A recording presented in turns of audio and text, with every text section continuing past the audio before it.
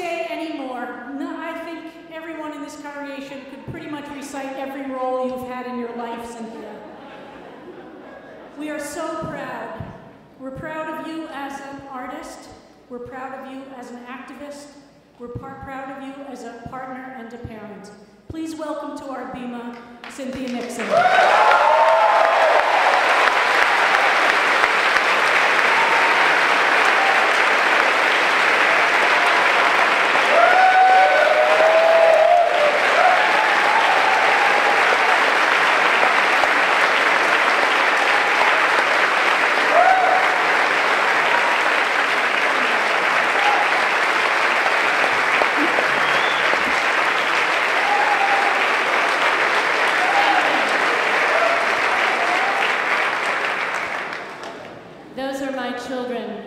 Emily Moses and Charles Ezekiel Moses. You left out that part.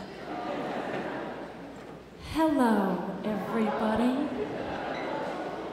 What a great day to be queer in New York.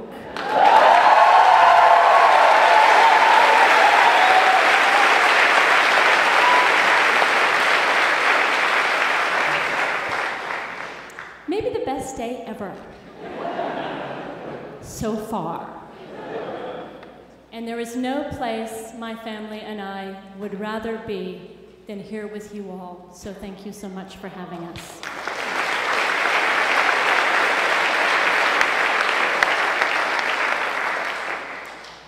It's been an excruciating week, huh? It reminds me of nothing so much as the opening of A Tale of Two Cities. It was the best of weeks.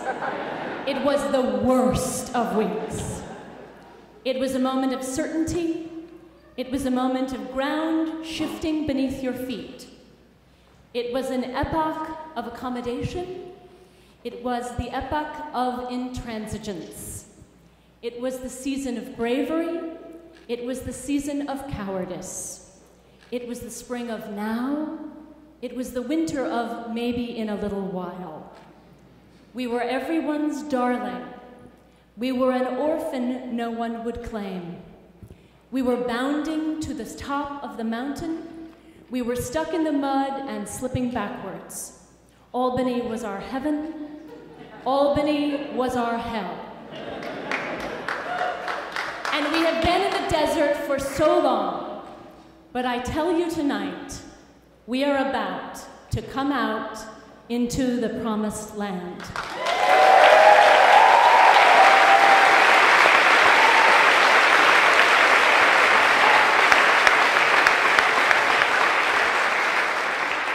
Tonight, the New York State Senate is finally joining our longtime supporters in the New York State Assembly and voting to pass marriage equality.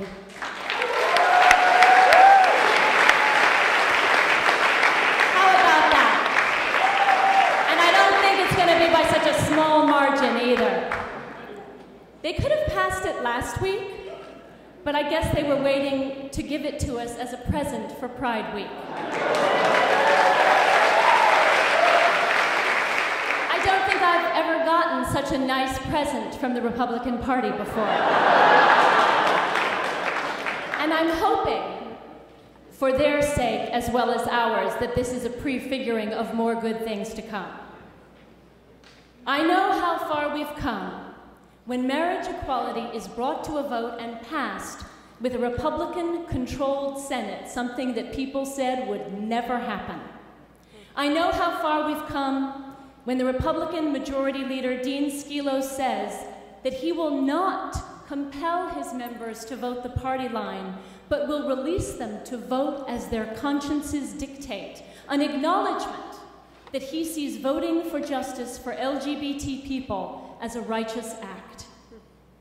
I know how far we've come when State Senator Joe Alisi, the first Republican who actually broke ranks last week and declared himself a yes vote, greeted me in Albany last Tuesday, not with fear about the potentially risky step he'd just taken, or with boastful pride at his heroic move on our part, but with apology and deep regret at not having voted the right way 2 years ago when he first got the chance, and with utter elation at suddenly being the belle of the ball.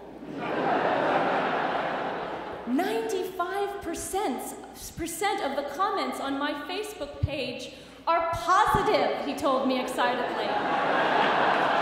I feel like I have thousands of new friends I never had before.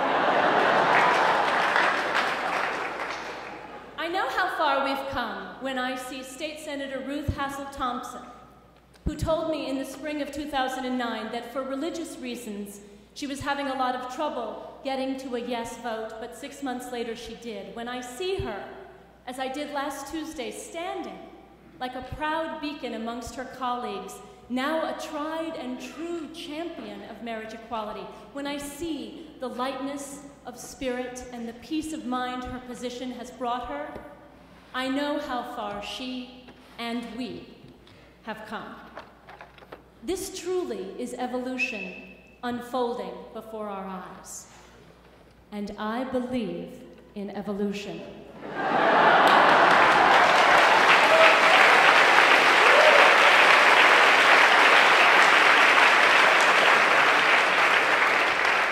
I know not everyone does nowadays. Evolution isn't just a buzzword or an excuse. It is often a real attempt to explain the process by which people who may one day be our staunchest allies get there. And we have to allow them at least a modicum of time in which to do so. It would be nice if we could just bonk them on the head and provoke an instant epiphany, but it doesn't usually work like that. Sometimes you need to bonk them on the head and then give them a little while to think about it. Why and how do people evolve? One answer is that they evolve because they grow up, and when they grow up, they broaden their thinking. They take time to look more carefully into questions they may have previously thought they'd understood, and they start to begin to be able to distinguish nuance and depth, where before they only saw a short, flat, hard no. They start to see the glimmer of maybe. And maybe is the mother of yes. The other, perhaps more honest reason we evolve is if we don't survive, plain and simple. And in today's rapidly evolving world, elected leaders who are not in favor of treating LGBT people fairly and equally are beginning to find themselves out of step with the populace and the times that they're living in. And it doesn't take a crystal ball to see that if they don't change their tune, in 5 or 10 years, they are likely to find themselves on the wrong side of history and relegated permanently to the political dustbin. Increasingly, all but those on the farthest fringe are unwilling to talk negatively about LGBT people in any way, and if there is any sure sign of how far we have come, it is this. Of course, anytime there's progress, it always comes with a backlash. And the bigger the step forward, the bigger the backlash. Which brings us to this week's Parsha.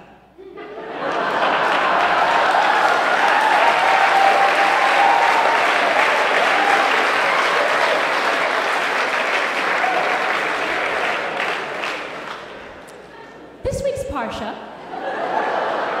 is about Korah and his 250 followers rising up to unseat Moses and Aaron as the leaders of the Jewish community.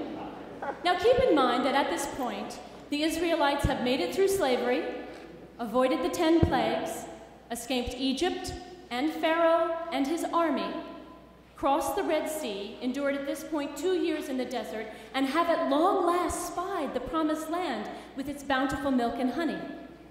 It's hard to imagine a time when they've been closer to the fulfillment of everything God has promised them when, boom, backlash. Here's how it starts. Now Korah, son of Izhar, son of Kohath, son of Levi, betook himself, along with Dathan and Abraham, sons of Eliab and Om, son of Peleth, descendants of Reuben, to rise up against Moses together with 250 Israelites, chieftains of the community, chosen in the assembly, men of repute. They combined against Moses and Aaron and said to them, "You have gone too far. For all the community are holy, all of them, and the Lord is in their midst. Why then do you raise yourselves against the Lord's congregation?" I read this to my fiancée, Christine, and she said, "Korah and his cohort sound just like the Tea Party."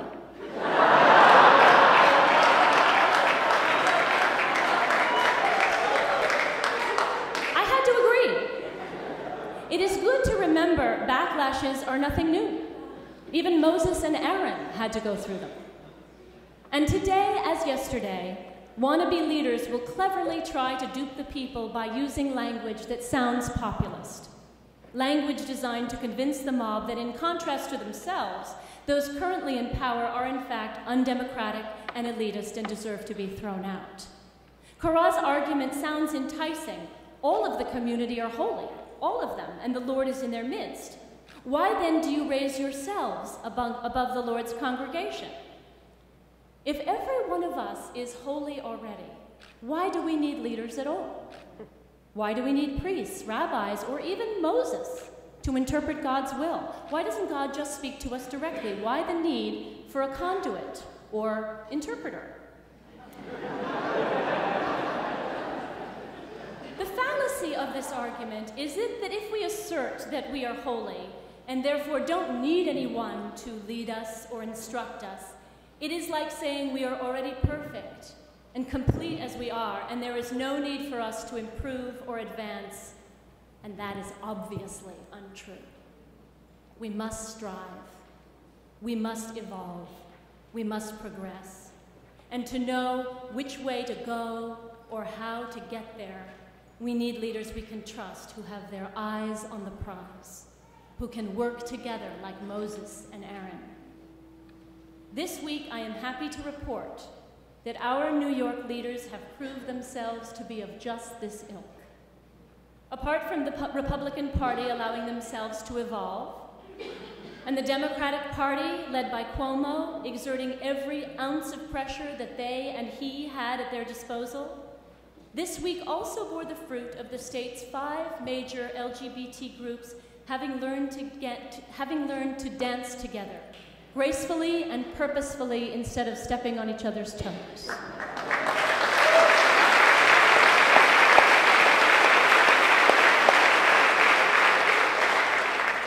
The Empire State Pride agenda, freedom to marry, HRC, Marriage Equality New York, and the log cabin Republicans combined themselves this year into a powerful coalition called New Yorkers United for Marriage that allowed them to fight for the first and hopefully not the last time in a cohesive, streamlined, sharply focused way. I spoke to a number of previously on-the-fence state senators who observed that the passionate but scattershot pro-marriage skirmishes they had been subjected to in 2009 had in a very short time morphed into an insistent, inexorable advance that in the end proved irresistibly persuasive, and voila, marriage. We are lucky to have a leader like Governor Cuomo, who took on marriage as a do-or-die proposition.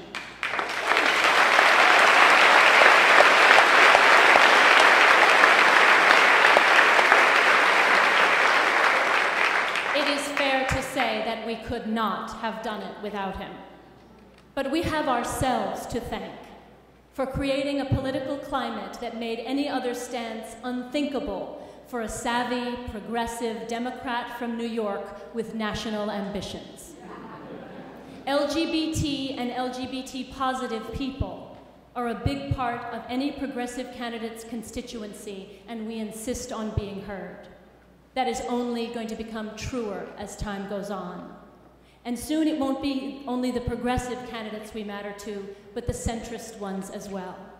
We're here, we're queer, we vote, we donate, We know how to network. Ignore us at your peril.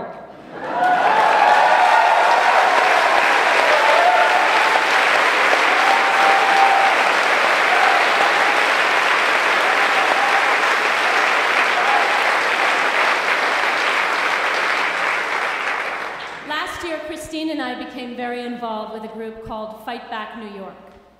It was a political action committee with one purpose and one purpose only: to take out of office New York State senators, Democrat and Republican, who voted and would continue to vote no on marriage equality. We went after them with a ferocious, no-holds-barred intensity, took down some crucial senators, and put the fear of God in many more. We raised a lot of money, and we spent it very shrewdly. Fight Back can and should be a model for the rest of the country as to how to most efficiently and quickly change the mood and voting patterns of any elected body. Fight Back's stance was, we can't just rely anymore on just funding our friends in the legislature and hoping for the best. We have to go after our most vulnerable, most easily defeatable enemies and target them mercilessly.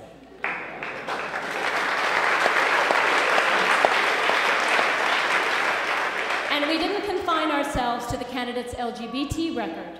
We informed voters about anything the candidate had done our research showed us would resonate negatively with them. Perhaps our sweetest victory was removing from office Bill Stikowski, a 30-year incumbent senator from Buffalo with a record of voting against LGBT people as long as your arm. Stikowski, when we met with him in 2009, was thoroughly unapologetic and downright rude about his anti-equality stance, despite the fact that he was a Democrat from a traditionally Democratic stronghold. We put into office a crop of younger, more progressive, solidly gay, positive candidates who not only thought like we did, but understood our funding was a large part of the reason they had won their Senate seats. It was in this climate that we entered the 2011 fight for marriage. Both Democrats and Republicans now knew that LGBT people were a force to be reckoned with, and that we were playing for keeps. Both sides of the aisle had an imperative to settle the issue once and for all in New York, so we would just finally go away. As we move forward from today, and from what I know will be a victory, we must remember that even though, as Korah says, we are holy and God is in our midst, that is not the same as being perfect or complete or finished. We will have won this victory this week because of the skill of our leaders and the tenacity and dedication of the people who listen to them.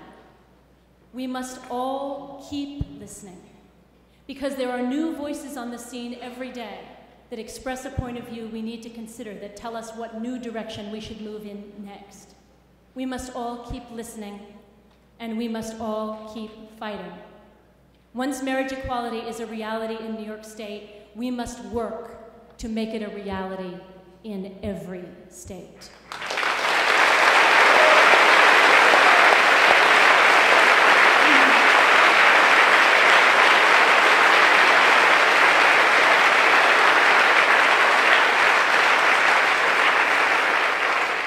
We must not drop the ball on the repeal of Don't Ask, Don't Tell.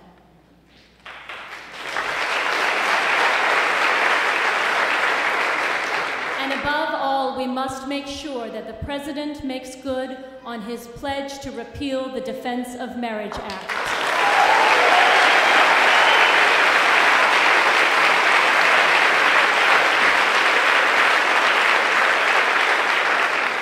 Until that day comes, no same-sex couple in the United States can truly be married or truly be equal. Whether marriage is personally important to you or not, there can be no equality for any of us without this hateful law's repeal. And above all, we must continue to work together. It is true that there is strength in numbers, but even if there are a lot of us, it won't matter if we are all pulling in different directions.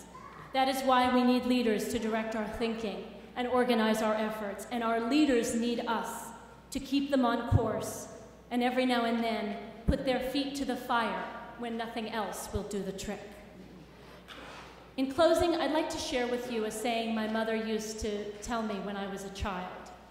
It reminds me a little of the 4 sons we hear about in the Passover Seder. Or maybe tonight we should listen to it as 4 steps along a continuum of LGBT enlightenment. One who knows. One who knows not, and knows not that he knows not, is a fool. Avoid him. One who knows not, and knows that he knows not, is a child. Teach him. One who knows and knows not that he knows is asleep. Awaken him.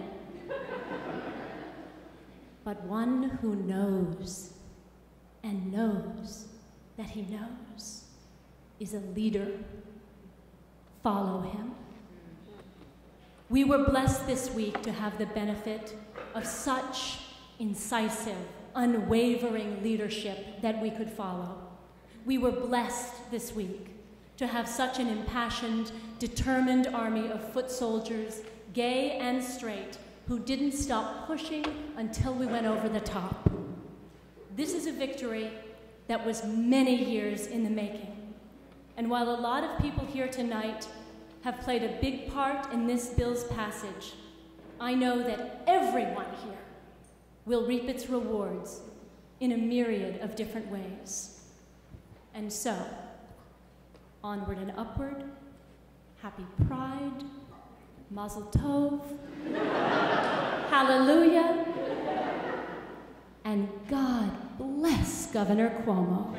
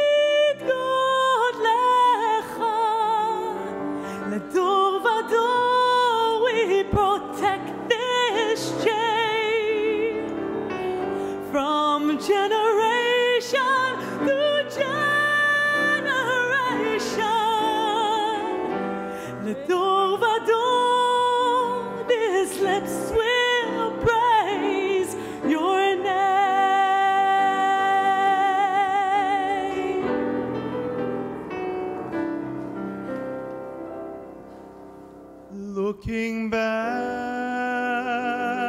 on the journey that we carry in our hearts, from the shadow of the mountain to the waters that would part, we are blessed.